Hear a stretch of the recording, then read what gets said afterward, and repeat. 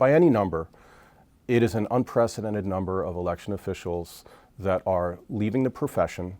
It is something that is new and has been greatly accelerated just in the past few years.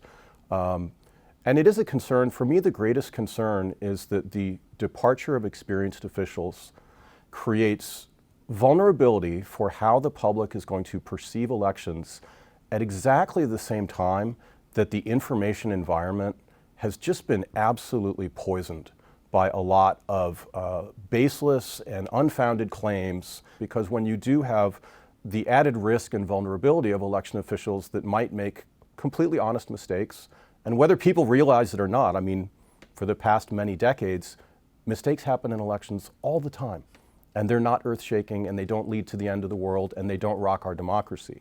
What does rock our democracy is when simple mistakes happen, and when you have bad faith actors that are putting them under a magnifying glass and saying, this is the end of our democracy. It's a hard job precisely because the vote is so dear.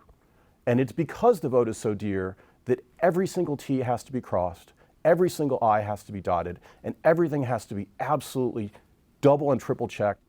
We're talking about real people that are receiving the most horrible, hateful, graphic, sexist, violent death threats on the telephone.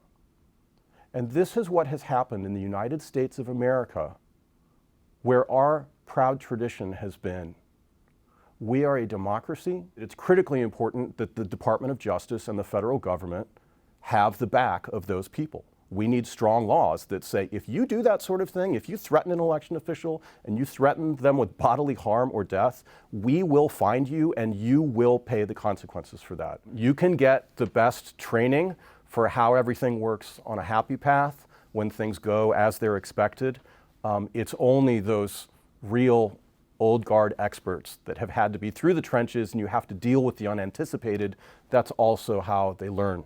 And so I think that's one of the risks going into this election, again, is the combination of the fact that there may be unanticipated contingencies that newer people are less aware of, and coupled with the very, very distorting effect of all of the scrutiny and social media and everything that goes with it. That can just be a bad mix.